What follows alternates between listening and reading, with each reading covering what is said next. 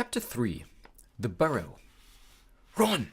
breathed Harry, creeping to the window and pushing it up so they could talk through the bars. "Ron, how did you... what the..." Harry's mouth fell open as the full impact of what he was seeing hit him. Ron was leaning out of the back window of an old turquoise car, which was parked in mid-air. Grinning at Harry from the front seats were Fred and George, Ron's elder twin brothers. "All right, Harry," asked George. "What's been going on?" said Ron. "Why haven't you been answering my letters? I've asked you to stay about 12 times, and then Dad came home and said you got an official warning for using magic in front of muggles." "It wasn't me. And how did he know?" "He works for the ministry," said Ron. "You know we're not supposed to do spells outside school." "You should talk," said Harry, staring at the floating car. "Oh, this doesn't count," said Ron. "We're only borrowing this. It's Dad's. We didn't enchant it. But doing magic in front of those muggles you live with..." "I told you, I didn't, but it'll take too long to explain now. Look, can you tell them at Hogwarts that the Dursleys have locked me up and won't let me come back, and obviously I can't magic myself out, because the ministry will think that's the second spell I've done in 3 days, so..." "Stop gibbering," said Ron. "We've come to take you home with us." "But you can't magic me out either." "We don't need to," said Ron, jacking his head toward the front seat and grinning. "You forget who I've got with me." "Tie that around the bars," said Fred, throwing the end of a rope to Harry. "If the Dursleys wake up, I'm dead," said Harry as he tied the rope tightly around a bar and Fred revved up the car. "Don't worry," said Fred, "and stand back." Harry moved back into the shadows next to Hedwig, who seemed to have realized how important this was and kept still and silent. The car revved louder and louder, and suddenly, with a crunching noise, the bars were pulled clean out of the window as Fred drove straight up in the air. Harry ran back to the window to see the bars dangling a few feet above the ground. Panting, Ron hoisted them up into the car. Harry listened anxiously, but there was no sound from the Dursleys' bedroom. When the bars were safely in the back seat with Ron, Fred reversed as close as possible to Harry's window. "Get in," said Ron. "But all my Hogwarts stuff, my wand, my broomstick, where is it?" "Locked in the cupboard under the stairs, and I can't get out of this room." "No problem," said George from the front passenger seat. "Out of the way, Harry." Fred and George climbed cat-like through the window into Harry's room. You had to hand it to them, thought Harry, as George took an ordinary hairpin from his pocket and started to pick the lock. "A lot of wizards think it's a waste of time, knowing this sort of muggle trick," said Fred, "but we feel they're skills worth learning, even if they are a bit slow." There's a small click, and the door swung open. "So, we'll get your trunk. You grab anything you need from your room and hand it out to Ron," whispered George. "Watch out for the bottom stair. It creaks," Harry whispered back as the twins disappeared onto the dark landing. Harry dashed around his room, collecting his things and passing them out of the window to Ron. Then he went to help Fred and George heave his trunk up the stairs. Harry heard Uncle Vernon cough. At last, panting, they reached the landing and then carried the trunk through Harry's room to the open window. Fred climbed back into the car to pull with Ron, and Harry and George pushed from the bedroom side. Inch by inch, the trunk slid through the window. Uncle Vernon coughed again. "A bit more," panted Fred, who was pulling from inside the car. "One good push." Harry and George threw their shoulders against the trunk, and it slid out of the window into the back seat of the car. "Okay, let's go," George whispered. But as Harry climbed onto the windowsill, there came a sudden loud screech from behind him, followed immediately by the thunder of Uncle Vernon's voice. "That ruddy owl! I've forgotten Hedwig!" Harry tore back across the room as the landing light clicked on. He snatched up Hedwig's cage, dashed to the window, and passed it out to Ron. He was scrambling back onto the chest of drawers when Uncle Vernon hammered on the unlocked door, and it crashed open. For a split second, Uncle Vernon stood framed in the doorway. Then he let out a bellow like an angry bull and dived at Harry, grabbing him by the ankle. Ron, Fred, and George seized Harry's arms and pulled as hard as they could. "Petunia!" roared Uncle Vernon. "He's getting away! He's getting away!" But the Weasleys gave a gigantic tug, and Harry's legs slid out of Uncle Vernon's grasp. Harry was in the car. He'd slammed the door shut. "Put your foot down, Fred!" yelled Ron, and the car shot suddenly toward the moon. Harry couldn't believe it. He was free. He rolled down the window, the night air whipping his hair, and looked back at the shrinking rooftops of Privet Drive. Uncle Vernon, Aunt Petunia, and Dudley were all hanging, dumbstruck, out of Harry's window. "See you next summer!" Harry yelled. The Weasleys roared with laughter, and Harry settled back in his seat, grinning from ear to ear.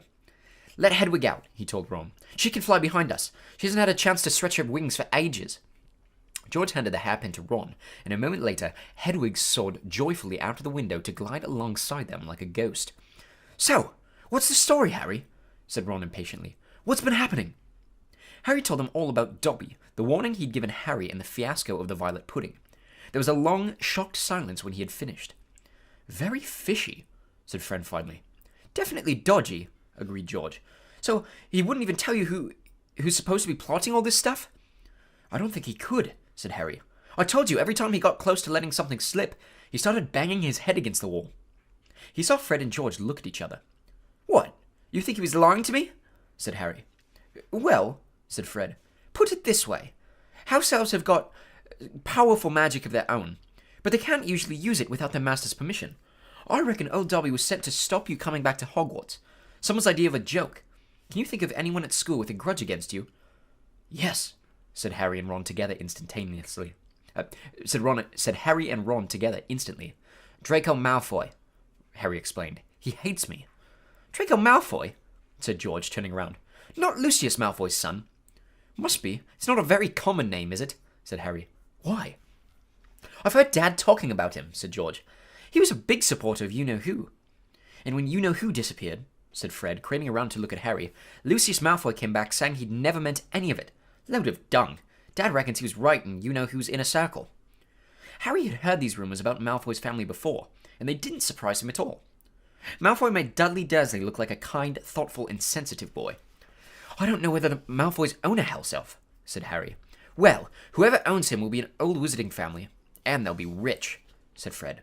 "Yeah, Mom's always wishing we had a house elf to do the ironing," said George. "But all we've got is a lousy ghoul in the attic and gnomes all over the garden. House elves come with big old manors and castles and places like that. You wouldn't catch one in our house." Harry was silent. Judging by the fact that Draco Malfoy usually had the best of everything, his family was rolling in wizard gold. He could just see Malfoy strutting around a large manor house. Setting the family servant to stop Harry from going back to Hogwarts also sounded exactly like the sort of thing Malfoy would do. Had Harry been so stupid to take Dobby seriously? "I'm glad we came to get you anyway," said Ron. "I was getting really worried when you didn't answer any of my letters. I thought it was Errol's fault at first." "Who's Errol?" "Our owl. He's ancient. It wouldn't be the first time he's collapsed on a delivery. So then I tried to borrow Hermes." "Who?" "The owl Mum and Dad bought Percy when he was made a prefect," said Fred from the front. "But Percy wouldn't lend him to me," said Ron. "Said he needed him." "Percy's been acting very oddly this summer," said George, frowning. "And he has been sending a lot of letters and spending a load of time shut up in his room. I mean, there's only so many times you can polish a prefect badge. You're driving too far west, Fred," he added, pointing at the compass on the dashboard. Fred twiddled the steering wheel. "So, does your dad know you've got the car?" said Harry, guessing the answer. No," said Ron. "He had to work tonight. Hopefully we'll be able to get it back in the garage without Mum noticing we flew it. So what does your dad do at the Ministry of Magic anyway?" "He works in the most boring department," said Ron. The misuse of Muggles' artifacts office." "The what?" "It's all to do with bewitching things that are Muggle-made, you know, in case they end up back in a Muggle shop or house. Like last year, some old witch died and a tea set was sold to an antique shop. This Muggle woman bought it, took it home, and tried to serve her friends tea in it. It was a nightmare. Dad was working overtime for weeks." "What happened?" "The teapot went berserk and squirted boiling tea all over the place, and one man ended up in the hospital with the sugar tongs clamped to his nose. Dad was going frantic. It's only him and an old warlock called Perkins in the office, and they had to do memory charms and all sorts of stuff to cover it up." "But your dad, this car?" Fred laughed. "Yeah, Dad's crazy about everything to do with Muggles. Our shed's full of Muggle stuff. He takes it apart, puts spells on it, and puts it back together again. If he raided our house, he'd have to put himself under arrest. It drives Mum mad." "That's the main road," said George, peering down through the windshield. "We'll be there in 10 minutes. Just as well, it's getting light." A faint pinkish glow was visible along the horizon to the east. Fred brought the car lower, and Harry saw a dark patchwork of fields and clumps of trees. "We're a little way outside the village," said George. "Ottery St. Catchpool."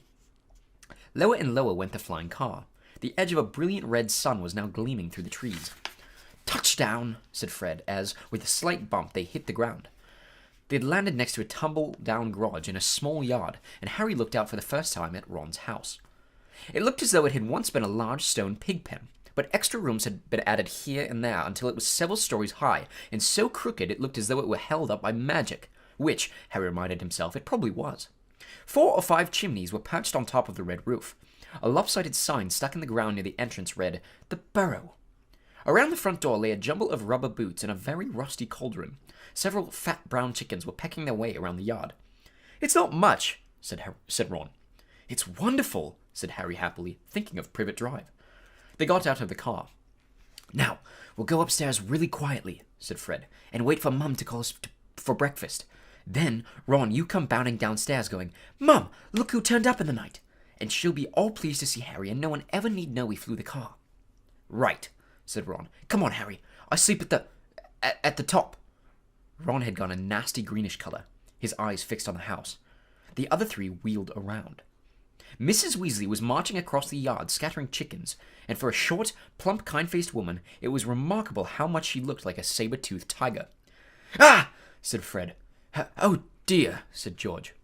Mrs. Weasley came to a halt in front of them, her hands on her hips, staring from one guilty face to the next. She was wearing a flowered apron with a wand sticking out of the pocket. "So!" she said. "Morning, Mum," said George in what he clearly thought was a jaunty, winning voice. "Have you any idea how worried I've been?" said Mrs. Weasley in a deadly whisper. "Sorry, Mum, but, see, we had to." All three of Mrs. Weasley's sons were taller than she was, but they cowered as her rage broke over them. "Bed's empty, no note, car gone, could have crashed. Out of my mind with worry. Did you care? Never, as long as I've lived. You wait until your father gets home. We've never had trouble like this from Bill, or Charlie, or Percy." "Perfect Percy," muttered Fred. "You could do with taking a leaf out of Percy's book," yelled Mrs. Weasley, prodding a finger in Fred's chest. "You could have died. You could have been seen. You could have lost your father his job." It seemed to go on for hours. Mrs. Weasley had shouted herself hoarse before she turned on Harry, who backed away. "I'm very pleased to see you, Harry dear," she said. "Come in and have some breakfast." She turned and walked back into the house, and Harry, after a nervous glance at Ron, who nodded encouragingly, followed her. The kitchen was small and rather cramped. There was a scrubbed wooden table and chairs in the middle, and Harry sat down at the edge of his seat looking round. He had never been in a wizard's house before. The clock on the wall opposite him had only one hand and no numbers at all. Written around the edge were things like, "Time to make tea," "Time to feed the chickens," and "You're late." Books were stacked 3 deep on the mantelpiece, books with titles like "Charm Your Own Cheese," "Enchantment in Baking," and "1-Minute Feasts, It's Magic." And unless Harry's ears were deceiving him, the old radio next to the sink had just announced that coming up was Witching Hour with the popular singing sorceress Celestina Warbeck. Mrs. Weasley was clattering around cooking breakfast a little haphazardly, throwing dirty looks at her sons as she threw sausages into the frying pan. Every now and then she muttered things like, "Don't know what you were thinking of," and "Never would have believed it." "I don't blame you, dear," she assured Harry, tipping 8 or 9 sausages onto his plate.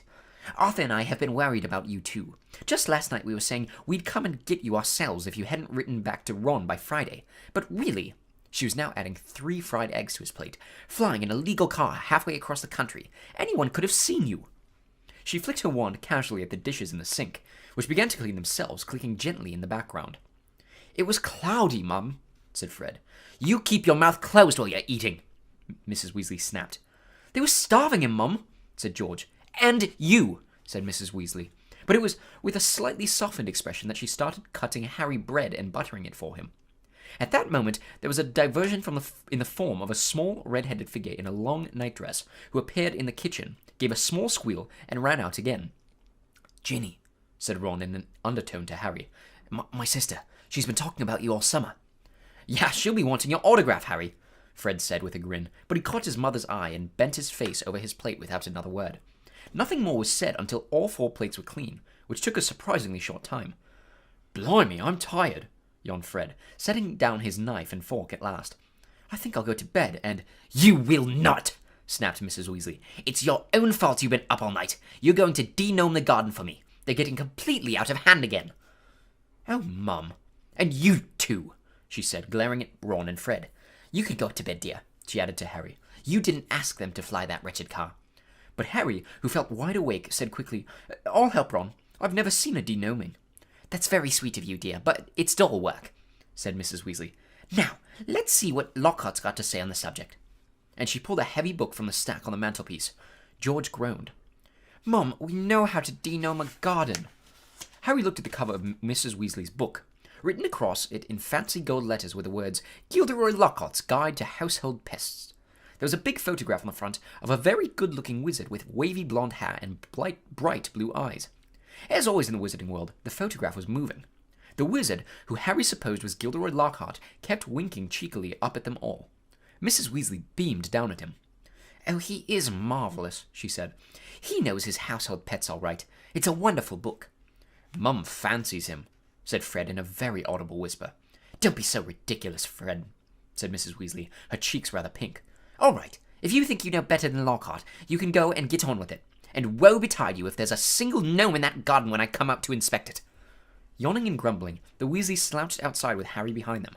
The garden was large, and in Harry's eyes, exactly what a garden should be. The Dursleys wouldn't have liked it. There were plenty of weeds, and the grass needed cutting. But there were gnarled trees all around the walls, plants Harry had never seen spilling from every flower bed, and a big green pond full of frogs. "Muggles have garden gnomes too, you know," Harry told Ron as they crossed the lawn. "Yeah, I've seen those things they think are gnomes," said Ron, bent double with his head in a peony bush, like fat little Santa Clauses with fishing rods. There was a violent scuffling noise. The peony bush shuddered, and Ron straightened up. "This is a gnome," he said grimly. "Get off me! Get off me!" squealed the gnome. It was certainly nothing like Santa Claus. It was small and leathery looking, with a large, knobby, bald head exactly like a potato. Ron held it at arm's length as it kicked out at him with its horny little feet. He grasped it around the ankles and turned it upside down. "This is what you have to do," he said. He raised the gnome above his head, "Get off me!" and started to swing it in great circles like a lasso. Seeing the shocked look on Harry's face, Ron added, "It doesn't hurt them. You've just got to make them really dizzy so they can't find their way back to the gnome holes." He let go of the gnome's ankles. It flew 20 feet into the air and landed with a thud in the field over the hedge. "Pitiful," said Fred. "I bet I could get mine beyond that stump." Harry learned quickly not to feel too sorry for the gnomes. He decided just to drop the first one he caught over the hedge, but the gnome, sensing weakness, sank its razor-sharp teeth into Harry's finger, and he had a hard job shaking it off, until... "Wow, Harry! That must have been 50 feet!" The air was soon thick with flying gnomes. "See, they're not too bright," said George, seizing 5 or 6 gnomes at once. "The moment they knew the denoming's going on, they just storm up to have a look. You'd think they'd have learned it by now just to stay put." Soon the crowd of gnomes in the field started walking away in a straggling line, their little shoulders hunched. "They'll be back," said Ron as they watched the gnomes disappear into the hedge on the other side of the field. "They love it here. Dad's too soft with them. He thinks they're funny." Just then the front door slammed. "He's back," said George. "Dad's home." They hurried through the garden and back into the house. Mr. Weasley was slumped in a kitchen chair with his glasses off and his eyes closed. He was a thin man going bald, but the little hair he had was as red as any of his children's. He was wearing long green robes which were dusty and travel-worn. "What a night!" he mumbled, groping for the teapot as they all sat down around him. 9 raids! 9! And old Mundungus Fletcher tried to put a hex on me when I had my back turned." Mr. Weasley took a long gulp of tea and sighed. "Find anything, Dad?" said Fred eagerly. "All I got were a few shrinking door keys and a biting kettle," yawned Mr. Weasley. "There was some pretty nasty stuff that wasn't my department, though. Mortlake was taken away for questioning about some extremely old ferrets. But that's the Committee on Experimental Charms, thank goodness." "Why would anyone bother making door keys shrink?" said George. "Just muggle baiting," sighed Mr. Weasley. "Sell them a key that keeps shrinking to nothing so they can never find it when they need it. Of course, it's very hard to convict anyone because no muggle would admit the key keeps shrinking. They'll insist they just kept losing it. Bless them, they go any lengths to ignore magic, even if it's staring them in the face. But the things our lot have taken to enchanting you wouldn't believe. Like cars, for instance." Mrs. Weasley had appeared, holding a long poker like a sword. Mr. Weasley's eyes jerked open. He stared guiltily at his wife. "Cars, Molly dear?" "Yes, Arthur, cars," said Mrs. Weasley, her eyes flashing. "Imagine a wizard buying a rusty old car and telling his wife all he wanted to do with it was take it apart and see how it worked. Well, really, he was enchanting it to make it fly." Mr. Weasley blinked. "Well, dear, I think you'll find that he would be quite within the law to do that, even if he maybe would have done better to tell his wife the truth. There's a loophole in the law, you'll find, as long as he wasn't intending to fly the car. The fact that the car could fly wouldn't—" "Arthur Weasley, you made sure there was a loophole when you wrote that law," shouted Mrs. Weasley, "just so you could carry on tinkering with all that muggle rubbish in your shed. And for your information, Harry arrived this morning in the car you weren't intending to fly." "Harry?" said Mr. Weasley blankly. "Harry who?" He looked around, saw Harry, and jumped. "Good Lord! Is it Harry Potter? Very pleased to meet you. Ron's told us so much about. Your sons flew that car to Harry's house and back last night," shouted Mrs. Weasley. "What have you got to say about that, eh?" "Did you really?" said Mr. Weasley eagerly. "Did it go all right? I mean," he faltered as sparks flew from Mrs. Weasley's eyes. That was very wrong, boys, very wrong indeed." "Let's leave them to it," Ron muttered to Harry as Mrs. Weasley swelled like a bullfrog. "Come on, I'll show you my bedroom." They slipped out of the kitchen and down a narrow passageway to an uneven staircase, which wound its way, zigzagging up through the house. On the third landing, a door stood ajar. Harry just caught sight of a pair of big brown eyes staring at him before it closed with a snap. "Ginny," said Ron, "you don't know how weird it is for her to be this shy. She never shuts up normally." They climbed 2 more flights until they reached a door with peeling paint and a small plaque on it saying, "Ronald's room." Harry stepped in, his head almost touching the sloping ceiling, and blinked. It was like walking into a furnace. Nearly everything in Ron's room seemed to be a violent shade of orange. The bedspread, the walls, even the ceiling. Then Harry realized that Ron had covered nearly every inch of the shabby wallpaper with posters of the same 7 witches and wizards, all wearing bright orange robes, carrying broomsticks, and waving energetically. "Your Quidditch team," said Harry. "The Chudley Cannons," said Ron, pointing at the orange bedspread, which was emblazoned with 2 giant black C's and a speeding cannonball. "9th in the league."